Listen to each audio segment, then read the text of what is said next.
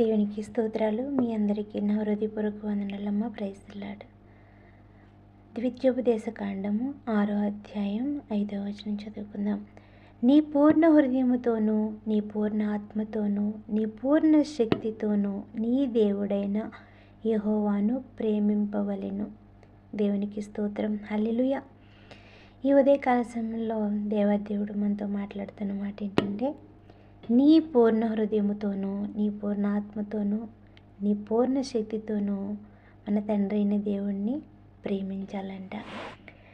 ఈ వాగ్దానం ఇజ్రాయెల్ ప్రజలకి ఆనాడు కానాను దేశం నడిపించే ముందు దేవతి దేవుడు ఒక కట్టడగా కొన్ని విధులిచ్చి, కొన్ని కట్టడలు, విధులు, ఆజ్ఞలు ఇచ్చి ఆ ధర్మాన్ని అంతటినీ పాటించాలని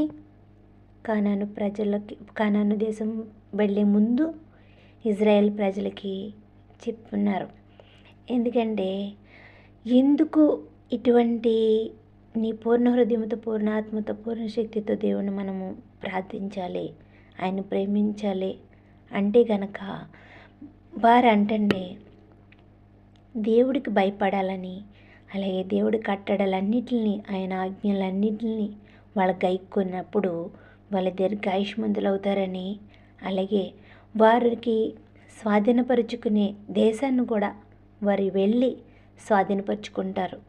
ఎందుకంటే దేవాది దేవుణ్ణి, వాళ్ళ ఆజ్ఞలన్నిటిని దేవుడి యెహోవా ఏ ఆజ్ఞలైతే ఇచ్చారో ఆ ఆజ్ఞలన్నిటిని ఎలా గైకొనాలంటే, ఎలాగ ఆచరించాలంటే పూర్ణ హృదయముతోనంటండి.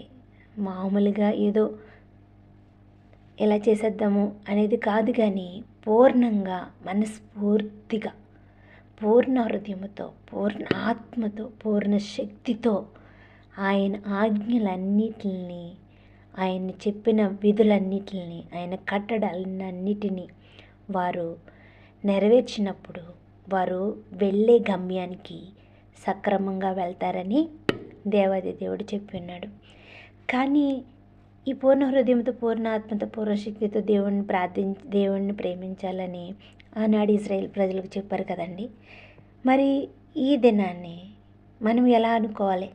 ఈరోజు దేవాదేవుడు మనతో మాట్లాడుతున్నాడు కదా. ఈ వాక్యం బట్టి మనం ఎందుకు ప్రేమించాలి? పూర్ణ హృదయంతో, పూర్ణ ఆత్మతో ఆయన ఎందుకు ప్రేమించాలి అంటే, ఇప్పుడు మనం కొన్ని ఆశలు ఉంటాయి. మనం ఎక్కడికన్నా ఇప్పుడు అమెరికా వెళ్ళాలనుకోండి, చదువుకున్న పిల్లలు ఏంటి ఉద్యోగాలకి చేయాలని ఏ అమెరికా, ఏ లండను, ఏ యూరోప్ అనేది వెళ్ళాలని ఆశపడుతూ ఉంటారు. అవును కదా. మనము గనక ఆ యూరోప్, అమెరికా అటు దేశం మనం వెళ్ళాలంటే గనక ఆయనని పూర్ణ హృదయంతో, పూర్ణ ఆత్మతో ఆయన ప్రేమించాలా?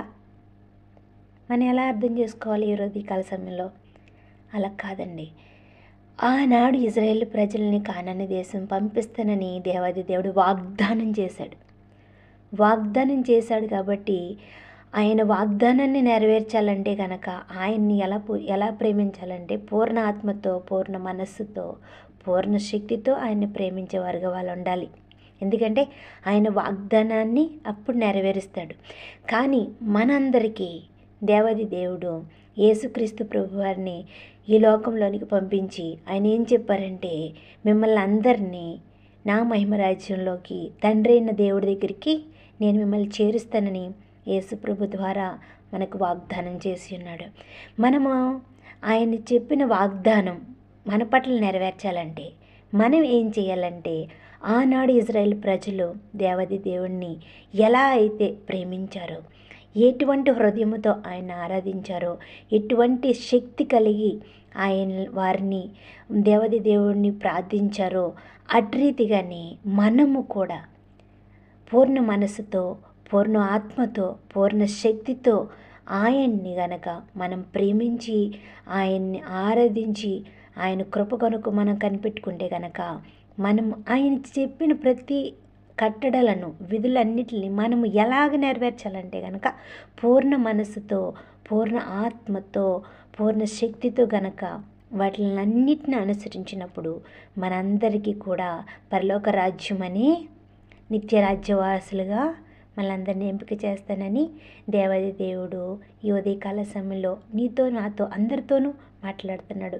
మరి ఈ ఈ మాటలు విన్న ప్రతి బిడ్డ ప్రతి దినము ఆయన సన్నిధిలో మనం ఎలా ప్రార్థించాలంటే పూర్ణ మనస్సుతో, పూర్ణ ఆత్మతో, పూర్ణ శక్తితో ఆయనని ప్రేమించి ఆయన కృపను కనిపెట్టుకుని ఆయన కృపను మనము పొందుకోవడానికి ఆయన ఆజ్ఞలన్నిటిని మనము నెరవేర్చేవారిగా ఉందాము. ఈ చిన్ని కొన్ని మాటలు దేవుడు దీవించును గాక.